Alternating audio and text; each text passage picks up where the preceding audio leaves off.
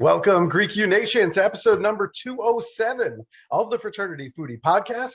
I am your host, Mike Ayalon, CEO of Greek University. I'm a speaker and a two-time author. Our second book went live in November. It's called From Letters to Leaders, Redefining New Member Education and Leveraging Belonging to Eliminate Hazing. That's available now on Amazon. Go pick that up. We call these episodes the Fraternity Foodie Podcast because there is nothing like great food to bring college students together. Fun fact, just like our next guest, my mom was also a nurse, which made growing up as a child a bit more challenging because she would instantly be able to diagnose whatever was wrong with me and get me back to school very quickly. Very rarely would I be staying home from school with an unspecified illness. She often reminded me that she knew more than the doctors at the hospital that she was working with, and this still continues to this very day, I promise you. Our next guest is Dr. Erica Steele. She is an extensively educated and trained board-certified naturopathic doctor, doctor of natural medicine, and certified functional medicine practitioner. Dr. Steele specializes in natural health, healing, disease prevention, and total holistic wellness. Since 2001, by applying multifaceted and synergistic approaches to physical, mental, emotional, and spiritual health, Dr. Steele has transformed the lives of countless children, teens, adults, and elderly patients that are challenged by an array of conditions ranging from digestive and immune-related disorders to neurological, hormonal, and much, much more. She works with wisdom, experience, and diligence to find the causes of disease and illness so her patients can advance from lives of managing symptoms to the life-giving benefits of sustainable well-being and optimal total health. Welcome to the show, Dr. Steele. Thank you so much for having me. Yes. Oh, it's a pleasure. It's a complete honor to have you on the show. I think your story is so fascinating in terms of how you got to this point in your career.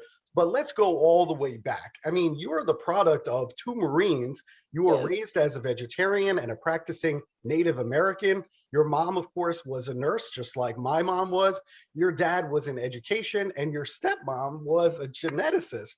Yes. So how did all of this prepare you to be a functional medicine practitioner and a naturopathic doctor? It's funny when you're going through those experiences, you don't necessarily know that they are preparing you, but then when you get to your destinations, you're like, wow, that was like so, wisely crafted on our creator's part, right? And so I think I was just, as all children are, right, at that age, that they're just open and like taking on a little bit of this and taking on a little bit of that. And it really opened me up to possibility, exploration, and really questioning things. And I think that's what has driven me in the path that I've taken, is really critical thinking, logic, reason, decision making, all of the things, right, that we as human beings definitely strive to and need to do more in this day and age. Yeah, it makes total sense. I mean, same with me. I mean, my upbringing, I had no idea where that was going to lead me, but now I look back on it and I'm like, of course I landed here. Like, I totally get it now. Yeah, exactly. But back then, you're just like, why am I going through all of this stuff? Yes, exactly. So, well, yeah, everything has a purpose. I think especially the intensity of the Marine Corps, Yeah. Which was like an overlay on everything. And I remember I resisted so much like structure and discipline and like, all the things, right? And now it's like, I love it. I'm like structured everything and organized everything and everything's, so it's funny, even though, as children, sometimes we're not as eager to learn some of these concepts that our parents are teaching us. And in fact, we're a lot resistant to it. It always kind of pendulum swings the other direction where we do learn something positive from those experiences. So, I mean, amid all of that structure, let's be honest, you were a rebellious teen. So you left your house to start a career in massage therapy of all things. So talk to us about how that experience then helped you with your understanding of anatomy and physiology. Yes, exactly. Well, unfortunately, it was kind of sad. I mean, I was very rebellious, yes, but also too, my mother got very, very ill when I was young and suffered from mental illness. And so my childhood, really was like a vacuum, I call it, because where there was so much exploration, understanding, and so much dichotomy in healthcare, you also saw the dark side of it, and saw the mental abuses and disease and all of those sorts of things. And so, I was very conflicted, because for me, I knew that there was a greater purpose for myself that wasn't clouded in her sickness, right? And so, yes, there was a lot of rebellion. However, there was also a lot of, just wanting to seek something greater than what I was experiencing at the time, right?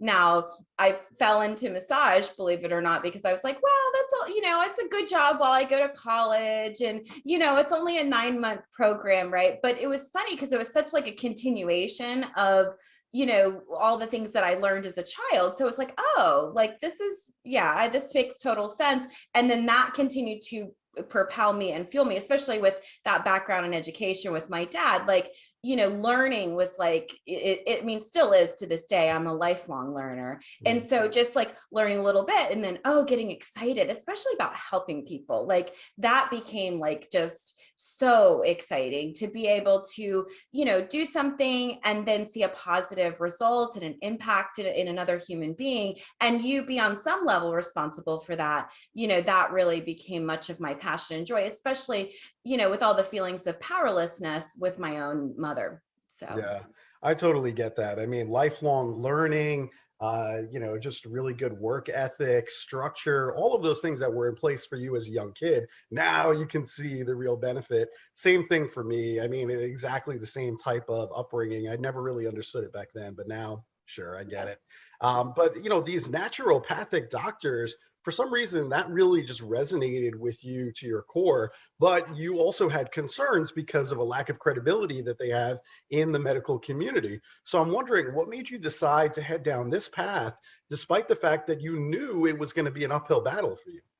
yeah, so that's interesting, because I really don't believe that I necessarily chose to go the hardest route possible. I feel like it was very much chosen for me. And I still am very God led, right? And so I went through and I was like, I actually tried. I was like, oh, well, maybe I'll be, an allopathic doctor, which is your standard medical doctor. And I kid you not, the admissions lady at the medical college looked at my transcripts and she goes, but you're doing so well in natural health care. Why don't you just stay in, so it was like all these like perfectly placed individual. I at one point was like, oh, maybe I'll be an osteopathic doctor. And then I went to like a conference and there was a student there and she was like, oh no, don't go. This is not going to be what you think it is. So it was like always like these like little mile markers along the way. And thankfully, at least at that point, my rebellion had kind of softened for a moment. So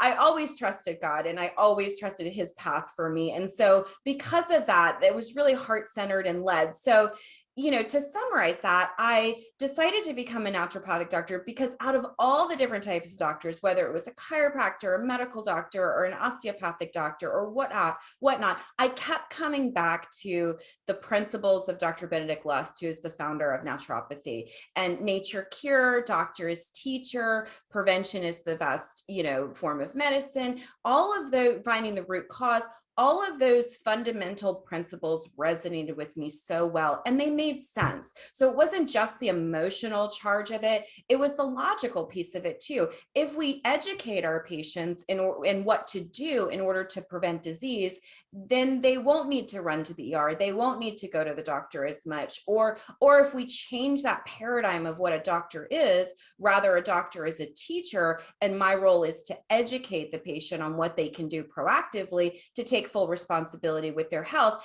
that made a lot more sense than the diagnose and manage model, where I don't necessarily see what's going on. I wait till there is a breakdown. I see the body as flawed, and then I'm going to diagnose the disease when it happens, and then I'm going to manage it with a pharmaceutical or surgery. I felt that was very short-sighted, and I felt like it could be very problematic in the future for a lot of people. So that's part of the reason why I drove to the decision I made. Yeah, you're definitely in the right place. And I'm glad that you paid attention to all those mile markers, all those people telling you, no, you're getting off the path that you're supposed to be on. Get back Yes. on track again. Yes. So yes, I think yes, that's yeah, fantastic. yeah, And I think yeah. what's interesting about you is you believe in finding the causes of imbalance in people's health instead of just addressing the symptoms. So I'm wondering, why do you feel that this is the best approach to facilitate healing when everybody else that I see in the hospitals, whatever, doctors, offices, etc., they're all looking at the symptoms first? Yeah, well, it's that philosophical approach, right? It's the look that the body is flawed on some level, and you're just waiting for it to break down to be able to be almost like a mechanic, right? Whereas in my approach or a naturopathic approach, what we do, we're a little bit more like a detective. And so we're looking for those subtle clues before they even happen. So there's a sensitivity to it where an allopathic doctor is, let's switch the analogy, right? More like a firefighter. They run in after the fact. So they're not really paying attention to like, oh, there's an outlet that needs to be changed that could cause the fire. Like they're not really paying attention to that. And thank God, like their role is in acute care. Allopathic means heroic measures save you at all costs, right? And so that is their role. It's really to be there in an emergency situation for surgical intervention, etc. They're not necessarily designed for that causative work, the hand holding, Mrs. Jones, you need to watch your fat, or, maybe this is not necessarily the healthiest of marriage. And have you thought about counseling? Or let's have a conversation about communication, or in the lens of parenting. It's like, maybe you need to take a step back from your child and teach them healthy boundaries and teach them how to think instead of what to think. So I really loved that old school family doctor, and that was kind of the idea that I wanted to bring back, was that old school family doctor that really was a part of your family and almost an extension of your family, which is why I chose family practice as well. So I just think it's a philosophical difference and a belief system. So, and it's not us against them. I love allopathic doctors. I admire their work so much. And I would say day by day, each, more and more, they're admiring a little bit more of the work that I do, but it takes a little bit of time. Slow progress. You got to be patient. Uh, that's really good. Now, obviously, right now, there's so much debate in healthcare on things like immunizations, abortion, other big topics. You don't place blame or judge people. You just kind of share the facts and you respect their right to choose their own healthcare decisions. With so many of these decisions that are now, unfortunately, becoming political, do you still resist the urge to weigh in on things such as COVID-19 vaccinations, knowing that it could ultimately affect other people in their household? So I love that you brought this question up. So I actually have, one of my degrees is in public health with an emphasis in complementary alternative medicine. And so that I got that in 2018. And it was because I could see the trajectory of healthcare. So I know a lot of people are surprised that healthcare is so political, but healthcare has been political the entire time. And so I believe wholeheartedly to protect the doctor-patient relationship. As a provider, we go to school for a long time and we build a relationship with that individual patient. And we look at, at least I do, I look at their genetic implications. I'm looking at their biochemistry. I'm looking at their lifestyle. I'm looking at their philosophical beliefs, their spiritual beliefs. I look at all aspects because I'm a holistic doctor, right? And so I feel it is my job and duty to protect their right to choose. With that being said, I'm objective, right? It's not my job to choose for them. I'm literally just a vessel. It is my job to evaluate the information black and white. And we're talking objective information. We're talking like your labs, hard numbers, hard facts, not necessarily, how I feel about something. Like people often ask me, like, how do you feel about my labs? Well, I don't have a feeling about it. This is a thought. It's a black and white. Either the number is within range or the number is not within range. I have to be very neutral and unbiased in all things, because that's a scientist. You have to be open to a change in the hypothesis and a change in the assessment, right? And if you're not, then you can skew the data, right? And so I maintain very neutrality of all things, but I'm a staunch advocate, and I actually legislate for medical freedom and protection of the doctor-patient relationship, because slowly but surely the insurance companies have found their way in the doctor-patient relationship, and now the government finds its way in the doctor-patient relationship. And at the end of the day, the bed is only so big, so we may need to start kicking some people out. So interesting. I mean, I wish, I'm friends with people on all sides of the political spectrum, and I like that. I like getting different views from different people, but I just wish that people would just believe in what science is and understand that things change because of testing. And eventually we learn new things and we discover new things that maybe we didn't know yesterday or a year ago. Just understand what science is. Just that would make, I think, our country just a better place to live if you just understand what science is. Yes, it's a moving target all the time. It's not this fixed way, black, white, up, down, left, right. It's always and truly being, that's why I love science so much, because it's not this fixed, boring, like 1 + 1 = 2, sorry for the engineers and mathematicians. However, for me, like, there's just no joy because there's not any variation, right? There's no creative expression, if you will. I find a lot of creativity in science, which is fun. And you get that discovery, right? So you get to really interject that childlike, wonder and curiosity that, we strive so much as adults to create. It's great that you still have that. I think that's fantastic. I want to talk about the college students that are listening right now, because many of them are having confidence challenges right now. So what's your advice to a college student that's having confidence challenges at the moment? Yeah, so you know more than you think you do, right? You don't know much, but you know more than you think you do, right?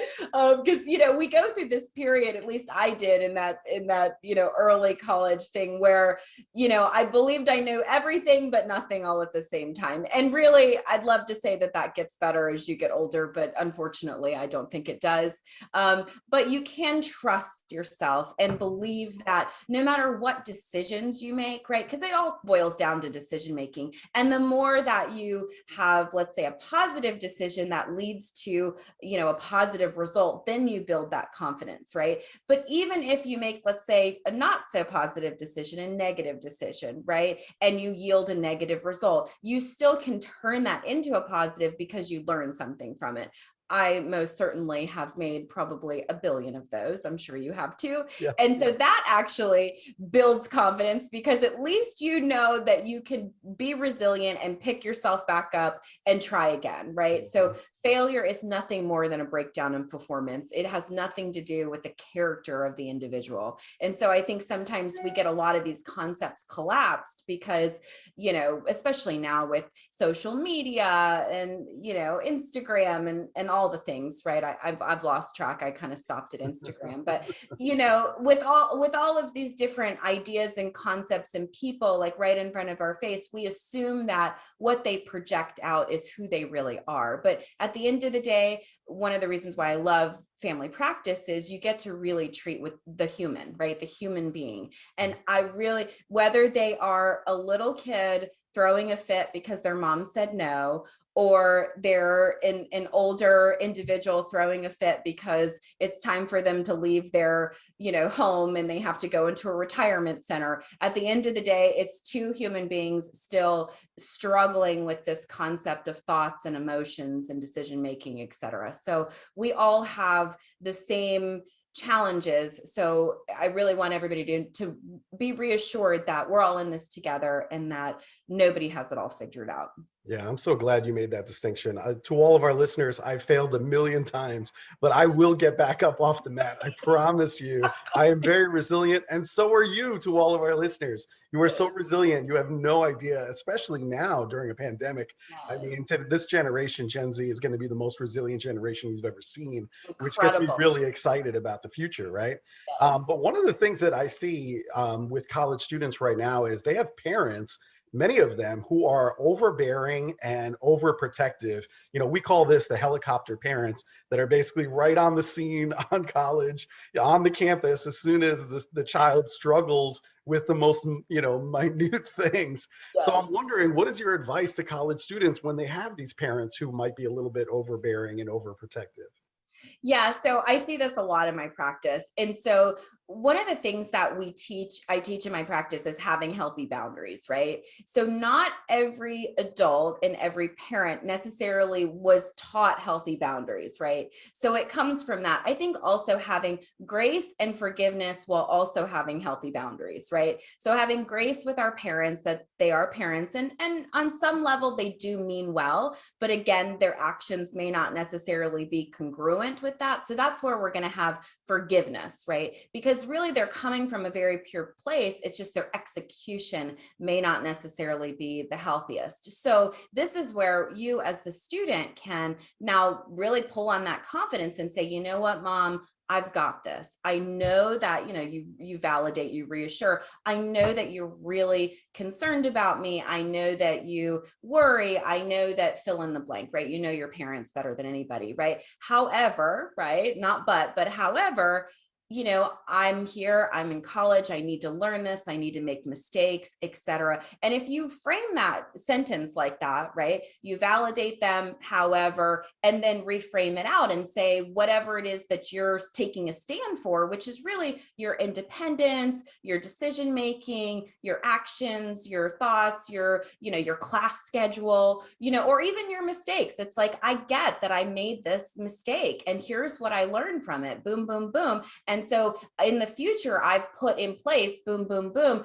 I promise you, anything and everything can be resolved through communication and they will be blown away. And they're like, who is this child that is speaking to me right now? And sometimes especially as adults, right, because we have not necessarily been modeled healthy boundaries or communication. I mean, we're still of the children are seen and not heard generation, so we're still kind of reeling a little bit from that. So sometimes the pendulum swings the whole opposite direction, where it's like, some of us were a little more latchkey, so now we're like, okay, I don't want to do that, but I'm going to do the exact extreme, so I'm going to be there at every single thing, right? And so it's really also about balancing too, right? So they may not even realize in their lens that they are being overbearing. In their instance, they're trying to make up for what they didn't get and then trying to overcompensate, which then of course takes the balance off. We really want to be more in the middle. It's like we want to care, but we want to be detached. And that's where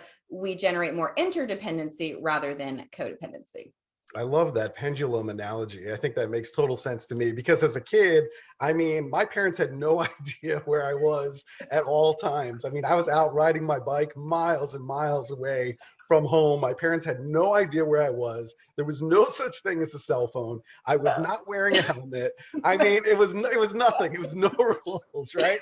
And then I'm a parent now, and now I have two kids, a 15-year-old and a 17-year-old. So now the pendulum has swung the opposite direction, and now I'm trying to protect them and manage them at all times to make up for the lack of parenting that I had, right? Exactly. So it's so true. I mean, Exactly. So again, grace and forgiveness, right? Grace for us, the street lights came on, that was our parent, right?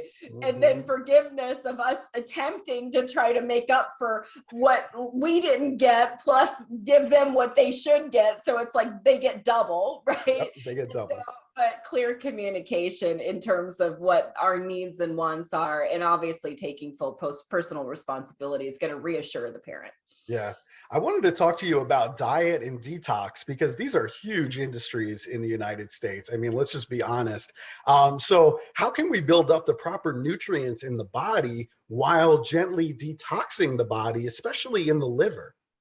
Yes. So the liver, I mean, liver is like everything. It metabolizes and it detoxifies. And a lot of people don't necessarily know how to eat properly. And so the liver is really like the middle of the digestive process. You really have to start at what you're putting in, right? Because you can detox all day long, but if you don't put in healthy things, right, then it's like, what's the point, right?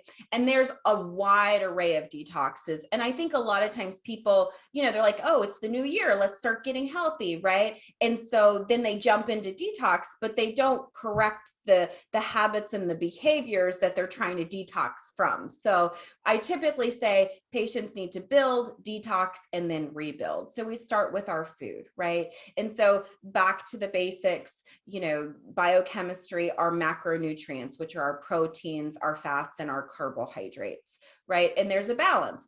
I tend to do a higher protein. Protein repairs and heals the body. It breaks down into amino acids. Amino acids heal pretty much everything. The body's run off of them, right? So I'll do a high protein, low fat. Fat actually clogs the gallbladder down. It clogs the liver down. That's why we have fatty liver and gallstones and all kinds of stuff. So I keep the fats down, even healthy fat. I know, aghast, right? And carbohydrates are mid-range. Those are your fruits and your vegetables and your starches, right? We're not necessarily talking about like your breads and that sort of thing, but more of your, your simple carbs, but your quinoas, your brown rice, your sweet potatoes, those kinds of starchy vegetables. And so we start off with just a basic eating plan and teaching people how to eat. And then we work on the digestion and assimilation, because even if you're eating 100% healthy, if you're not breaking it down, you're not getting the nutrition that you need to be able to allow for the liver to be fueled to detoxify.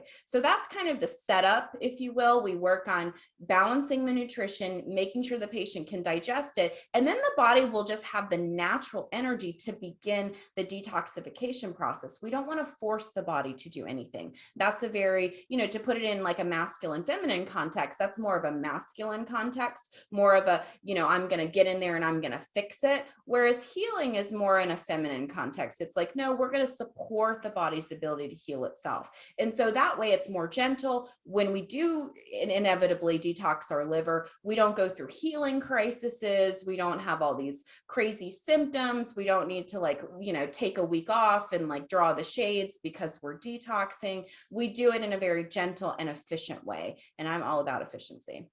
That's a great explanation and a very timely one now that we're in the beginning of January and everyone's got these resolutions about eating well and diet and all of this stuff. Now's the perfect time to talk about that. So I really appreciate you helping us out with that. One last question that I have for you, because I know a lot of people out there, our listeners, sometimes the tendency is to Google what their problems are.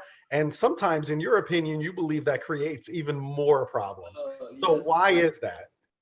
Well, it's because, Google is not interactive, at least not yet. So Google can't take your health and physical, right?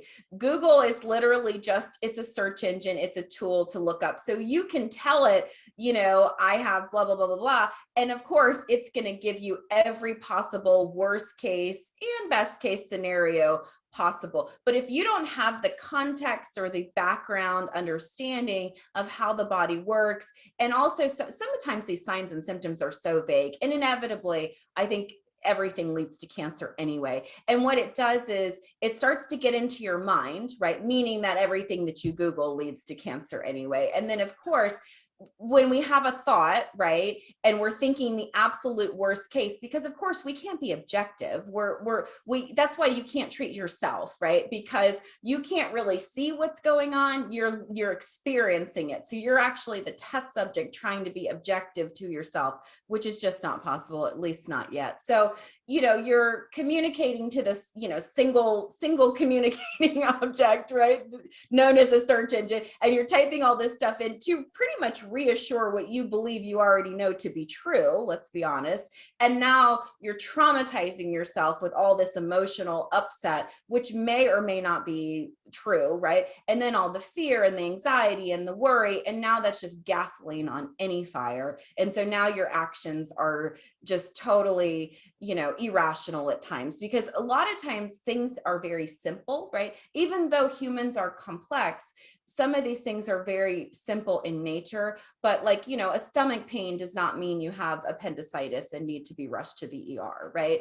Or, because you have a little bit of pressure on your bladder doesn't mean now you're in kidney failure. So, sometimes we do need that. Most of the time we need that objective, meaning that person outside of ourselves, to listen to our symptoms, listen to what's going on, look at our health history, also evaluate with a lab panel, right? What's true and what's not true, assess that, and then create a plan of action. And sometimes plans of actions are multifaceted, meaning they take a little bit of time. We still are a little bit in the microwave generation where we believe that, we just, we have a symptom, we pop it in the microwave, it buzzes out 30 seconds and we've got a beautiful dinner. And it doesn't quite work that way, not even in food. And in fact, I think some of the TV dinners have done us in, but it's a balance at the end of the day. And it's also about, we want to have full personal responsibility, but we also want to be able to depend on and trust a provider to help us, right? Which is some of the issue right now we're having, where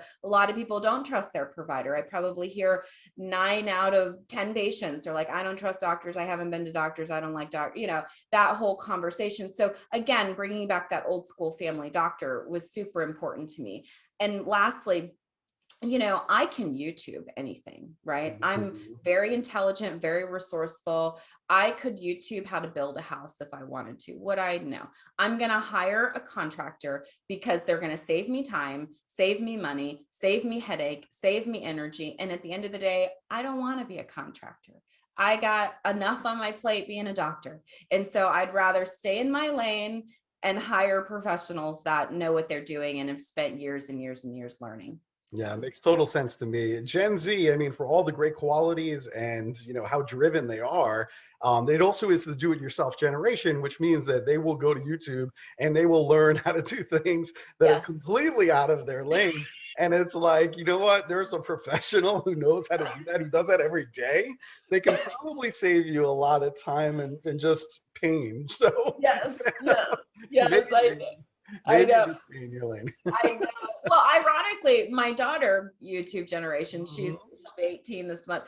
So she taught herself how to work on cars on YouTube, and then eventually became a mechanic and is now in school for fabrication. So sometimes it's not a bad thing. However, it's also about balancing, again, back to that pendulum swing. It's like, I can't be good at everything. I want to, but we are here for a finite amount of time. And yes, there's universal consciousness and we can pull all of that in at a moment's notice for sure, but also experience definitely trumps a lot of that, especially in healthcare, because no one patient fits into a book. It really is. I had to throw the books out after a while because nobody fit in them. And really I had to start listening to people and then looking at patterns. And that's how I've been able to be as successful in my field as I have. I love it. This has been fantastic. Now, you talked about your microwave dinners, but we do love good food here at the Fraternity Foodie Podcast. And my guess is you're probably not making microwave, TV dinners very often. So I'm wondering, you're in Virginia Beach. I mean, what's your favorite restaurant there that I should go check out? Oh my gosh, I have so many good ones. I love fine dining. So, caveat to that. But the Cavalier and Becca and Catch 31, I love more like Caribbean, meaning like a nice piece of fish, a starch, and a veggie. So most fine dining places around here, the Maine, so a nice piece of rockfish. We're surrounded by water. So we are just very blessed in that we get, all the things when it comes to fish. So and an occasional lobster risotto is just good for the soul. Oh my gosh, you're living in heaven as far as I'm concerned, because I love all the seafood. It's fantastic. I live in Nashville. I'm surrounded by land, and it's so disappointing because I can't get all the great food that you're getting. So luckily I travel almost every week to college campuses. So I'll definitely be in Virginia Beach soon. I'm going to check out all those restaurants and I'll let you know how it goes. I'm gonna eat it all of them because every single one. Bring home, even. Yeah, I lived in Atlanta for a short period of time, and I love Atlanta. It's an amazing town, but not having water, I was like, I'm a beach girl, so I was like, the Chattahoochee River. It was Not like, the same. not the same. Yes, exactly.